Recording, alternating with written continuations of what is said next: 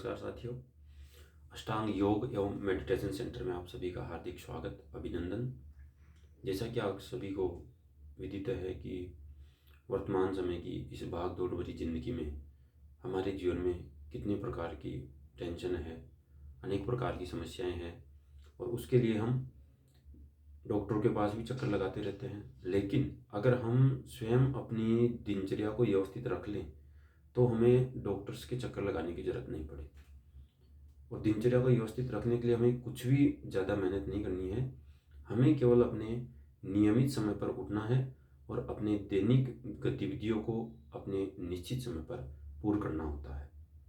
इसके अलावा ऐसा कोई खास नहीं है कि हमारे को कोई बहुत मेहनत करनी पड़ेगी या कुछ ऐसा बहुत भारी काम करना पड़ेगा। उसके लिए हमें केवल अपने दिनचर्या को एक व्यवस्थित रूप से चलाना पड़ेगा।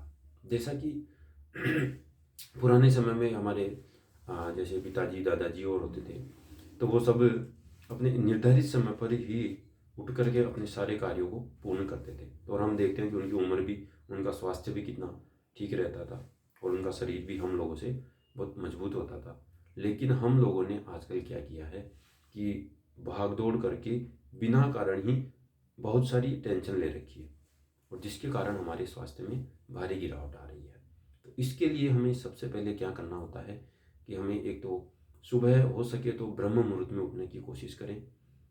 सभी से हमारा ये निवेदन है कि आप सभी हो सके तो ब्रह्म मुहूर्त में तो उठना ही चाहिए, और ब्रह्म मुहूर्त में भी नहीं उठ सके तो कम से कम सूर्योदय से पहले तो उठना ही चाहिए। बहुत सारे लोगों को हम देखते हैं कि रात को लेट तक सोते हैं और सुबह 8-9 बजे तक, 10 बजे तक उठते हैं। तो ये हमारी दिनचर्या को पूरा गड़बड़ कर रखा है।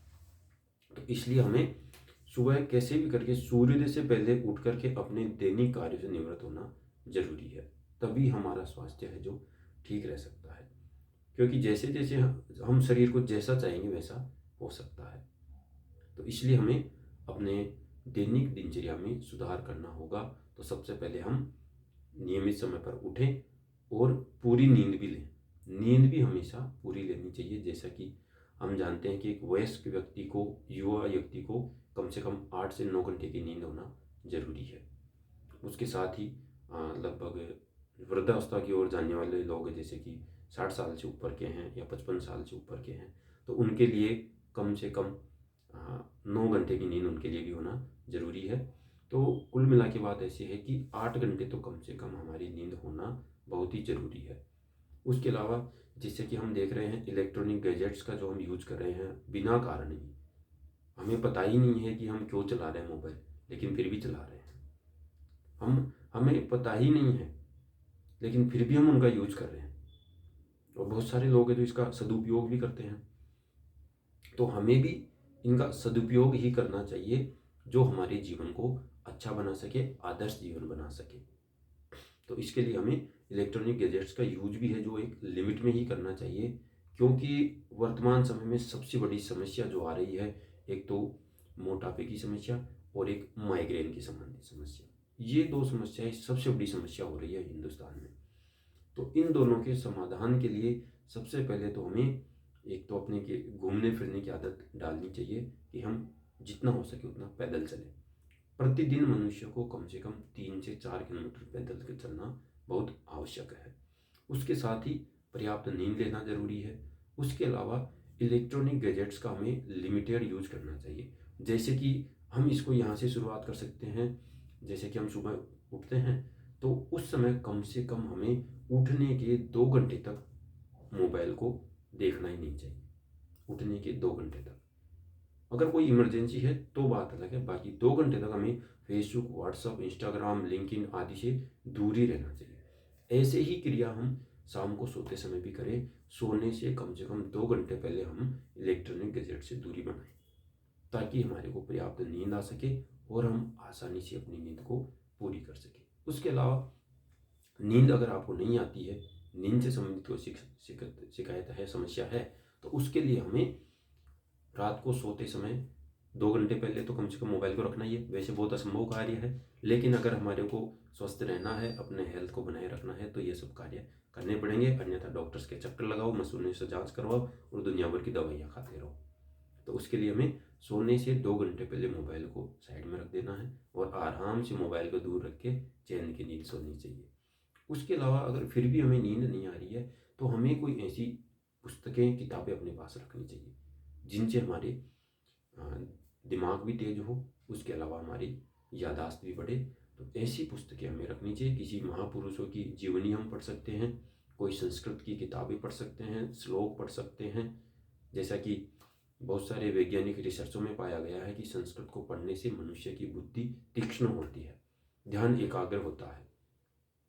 तो इसलिए हमें सोने से पहले भी आधे घंटे पहले, 1 घंटा पहले पुस्तकें पढ़नी चाहिए ताकि हमारे को पर्याप्त नींद आ सके और हमारा मानसिक स्वास्थ्य है वो ठीक रह सके।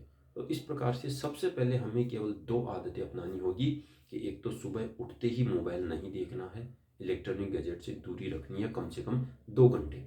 और ऐसे ही रात को सोते समय भी हमें कम से कम 2 घंटे पहले इलेक्ट्रॉनिक गैजेट से दूरी बनानी होगी।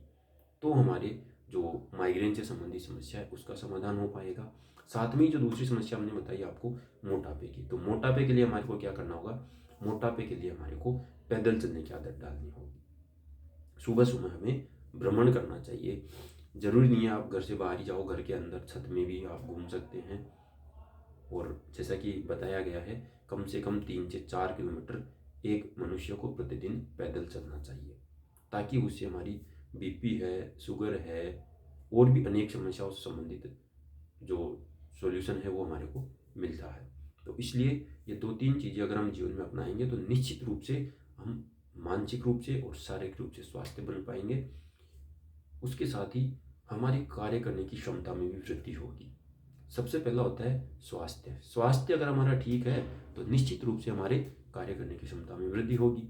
तो इसलिए सबसे पहले हमें स्वास्थ्य पे ध्यान देना होगा और स्वास्थ्य को बिल्कुल हेल्थी, स्वस्थ रखने के लिए हम आपके लिए लेकर आए अष्टांग योग एवं मेडिटेशन सेंटर। तो सबसे पहले तो हम इन 3 आदतों को अपनाएं। सोने के बाद मोबाइल का यूज, सोने से पहले मोबाइल का यूज और उसके अलावा सुबह सुबह या सारे दिन में कम से कम 3-4 किलोमीटर पैदल चलने की आदत डालें। धन्यवाद।